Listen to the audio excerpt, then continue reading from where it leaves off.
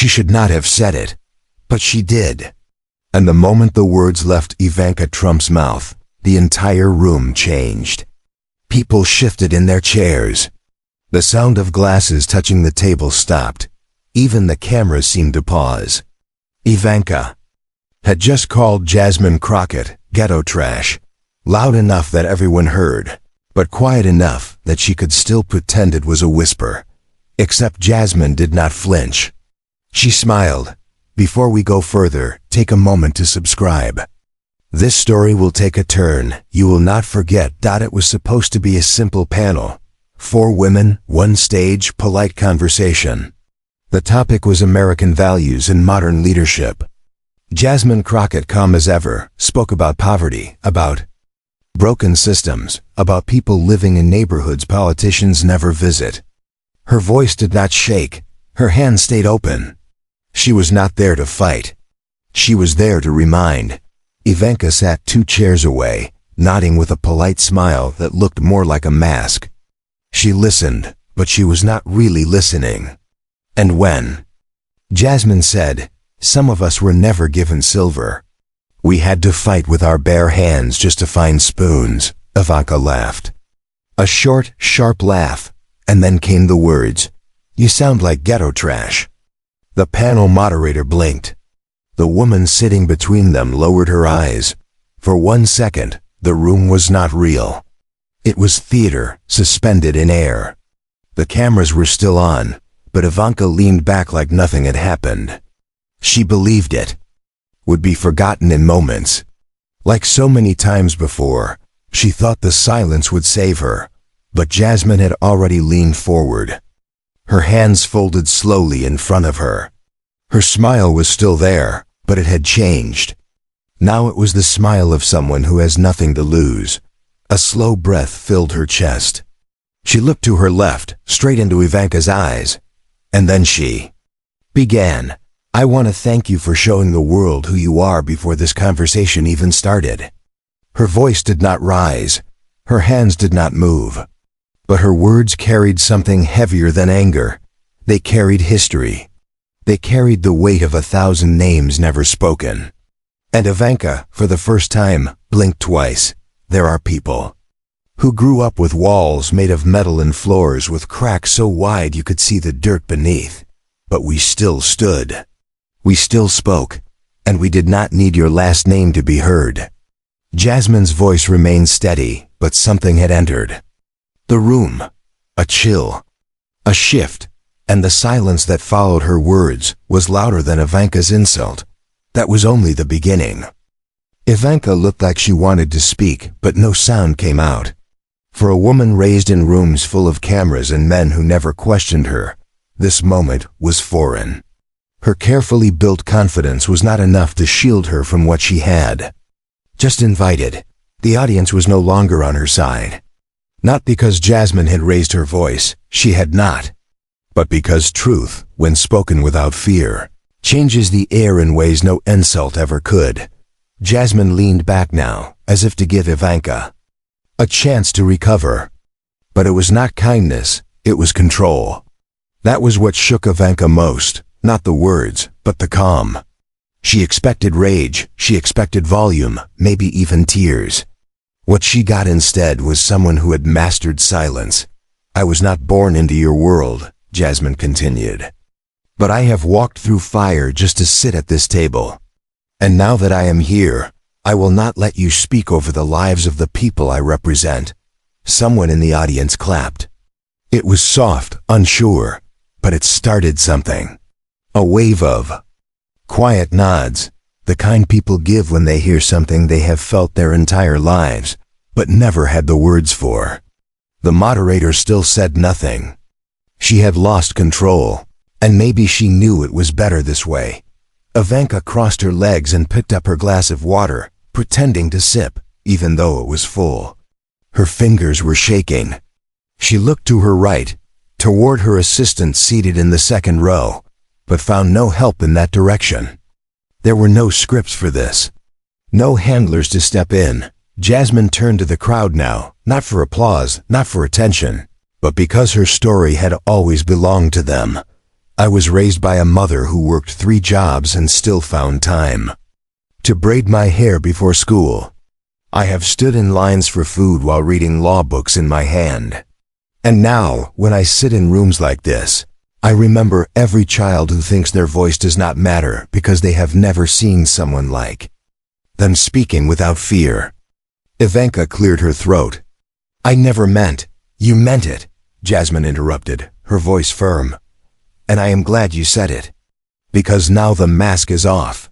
There was no shouting, no dramatic exit, but something deeper happened. The kind of shift that cannot be clipped into a short video or drowned in spin. The kind that leaves people quiet when they drive home.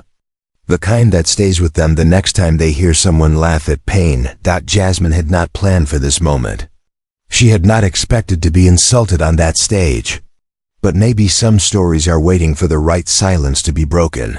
And this silence, this was only the first. The room never truly returned to normal. Even as the next panelist began to speak, her words floated in a space that still belonged to Jasmine. People were watching, but their minds were elsewhere, trapped in that one moment, when someone dared to speak back without shouting, when truth came dressed in calm instead of rage. Ivanka adjusted her posture and gave a short nod, pretending to listen. But her eyes flicked sideways, scanning the room, reading reactions, calculating damage. Was not used to being cornered without a way out. Her life had been built on control, of headlines, of people, of perception. But in this room, on this night, the weight of her last name offered no shield. Backstage, someone whispered into a headset. A producer nervously gestured for the cameras to cut to a wide shot, but Jasmine was not done. She waited patiently, letting the next speaker finish. When the moderator turned back to her, Jasmine leaned into the mic with the same unshaken tone. "I want to say something that may not be comfortable," she began, "but comfort has never built justice." No one moved. There are women like me who walk into rooms like this and feel the chill before a word is spoken. Because we know we are not here by invitation. We are here by force. We broke doors to enter places where people like us are only expected to serve drinks or stand quietly in the corner. She paused, not for drama, but to let it settle. And it did. Ivanka glanced downward, her hands clenched under the table. Her polished smile had disappeared. She could feel the shift now, not just from the audience, but from within. She had underestimated Jasmine. She had assumed that power only looked like her. But here was a different kind of power, the kind that does not ask to be seen, the kind that speaks when it is most dangerous to do so. Jasmine took a breath. And when I say that I have earned this seat, I mean it with everything inside me. I did not inherit it.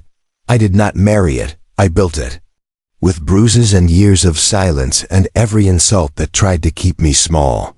There was no applause this time, only stillness. The kind of stillness that makes people think.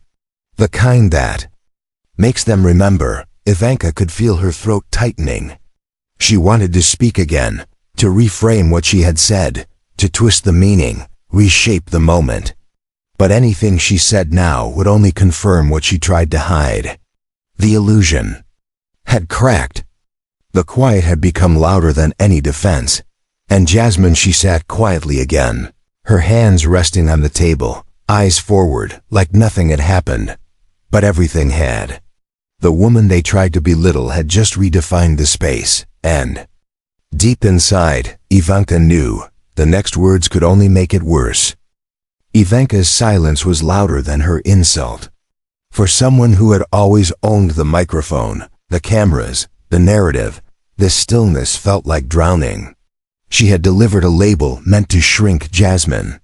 But Jasmine had done something far more dangerous in return. She had not just rejected it, she had turned it into fire. And now, every breath Ivanka took seemed heavier. Someone in the third row began recording again. Not for social media noise, but to remember. Not every moment was meant to go viral. Some were meant to be carried quietly, like a weight in the chest. Jasmine sat still, but the silence around her had changed. It was no longer empty, it was charged. Ivanka leaned forward slightly, her voice low. Maybe we should take a break. Jasmine turned to her without blinking. Only if you need. One, the moderator finally spoke, her voice fragile. We can continue with the next topic, if that is okay with everyone. Jasmine nodded. Ivanka gave a short mechanical smile, but as the conversation shifted to economic opportunity, Jasmine brought it back, not with force, but with purpose. I would like to answer that with a personal truth, she said. Where I come from, economic opportunity is not about tax breaks or business incentives. It is about choosing between dinner and rent. It is about having the talent, but not the network. It is about showing up 3 times as prepared just to be seen as equal. Ivanka opened her mouth to respond but closed it again. Jasmine's words were not aimed at her anymore. They were aimed at everyone. And that made them even harder to dodge. There are children in this country growing up believing that their voice is too loud, their clothes are too cheap, their accent is too strong. And they start editing themselves by the age of 10. Not to be better, but to be invisible. The moderator looked uncomfortable. But the audience leaned in. Power does not always come in a tailored suit, Jasmine continued. Sometimes it comes in second-hand shoes. Sometimes it carries scars that you cannot see. And when you call that survival trash, you are not insulting me, you are revealing what you fear. Ivanka shifted again. She had never been accused so directly without the safety of a headline to soften it. Jasmine was not attacking her. She was exposing her, without shouting, without slurs. Just truth. And truth, when it stands calm and unshaken, becomes a mirror no one wants to face. For a moment, Ivanka looked directly at Jasmine. And what she saw unsettled her. Not rage, not vengeance, but clarity. A woman who had heard worse her whole life and still chose to speak with dignity. A woman who had turned insult into fuel and silence into strength. Ivanka had tried to reduce her, but Jasmine had just raised the floor beneath every voice like hers. Ivanka had nothing left to add. Every time she thought of speaking, she saw Jasmine's face, calm, focused, unafraid, and the words collapsed in her throat. For the first time, Ivanka realized that the silence around her was not indifference. It was rejection. Not one person had stepped in to defend her. Not one person had nodded in agreement. The quiet was not on her side anymore. Jasmine had not come to that panel to fight.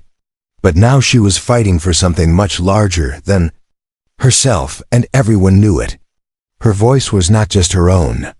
It was borrowed from every woman who had ever been laughed at in a meeting, talked over at a podium, or judged by the way she spoke. And Jasmine knew it too. She folded her hands and looked at the moderator. You asked about leadership. She sighed. Leadership is not about titles or legacies. It is about whether people trust you to speak when it costs you something. She paused just long enough for the words to settle. Real leadership is what you say after someone tries to erase you. Ivanka finally shifted forward, both hands on the table now. Her smile was gone. Her eyes narrowed, but not with anger, with something closer to uncertainty. There had always been a script. But Jasmine had torn it to pieces. I think we are getting off topic, Ivanka said, softly but sharply. Jasmine turned to her again. Not with aggression, but with patience. No, she replied.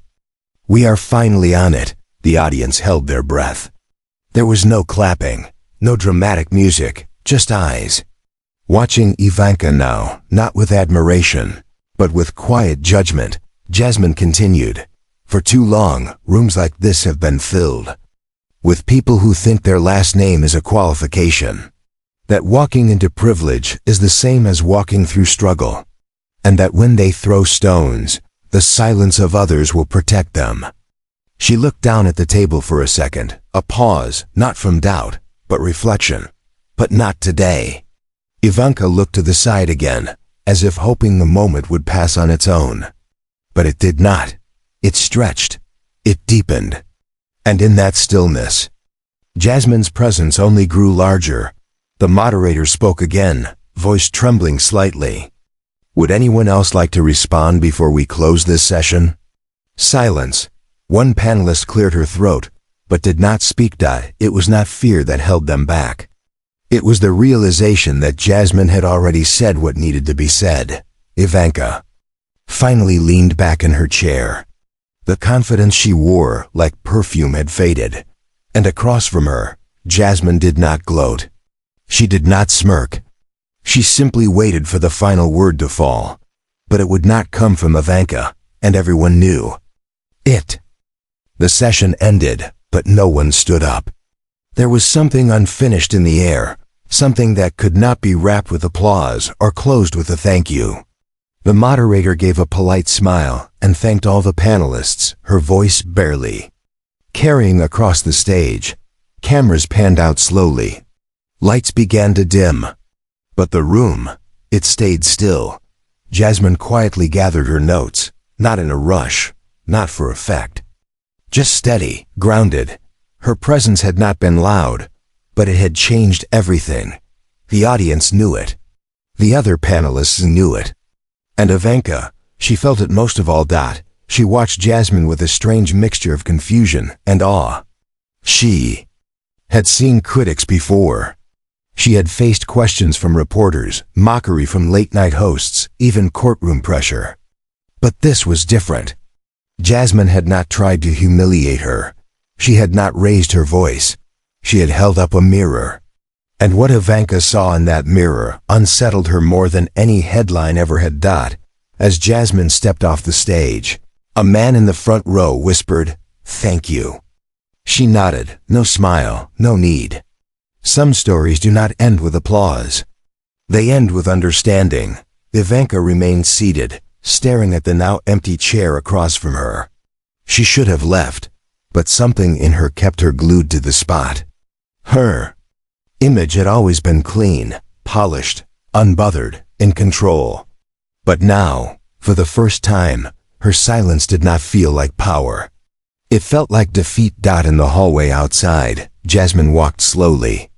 Not because she was tired, but because she understood what had just happened. She had not won anything. This was not a victory. It was a reminder that words still mattered. That dignity, once spoken out loud, could shatter even the most expensive masks. A young girl approached her near the exit. She could not have been more than 14. "I want to be like you," she said, eyes wide. Jasmine looked down, her face softening for the first time that night. "No," she replied gently. "You need to be better." Back inside, Ivanka finally stood. She walked off stage without speaking to anyone. Her team followed, but at a distance. They understood instinctively that this was not the time to speak, not even to comfort. There are moments in life when words feel small. This was one of them. And as she walked through the backstage corridor, something inside her shifted. It was not regret. Not yet. But it was the beginning of it, because when a woman you tried to silence answers you without hate, without fear, and without leaving her seat, it stays with you. It makes you question who you are when no one is watching. And Ivanka Trump, who had always lived in the light of cameras, finally found herself alone in the dark, with nothing left to say, and too much to think about. Asterisk.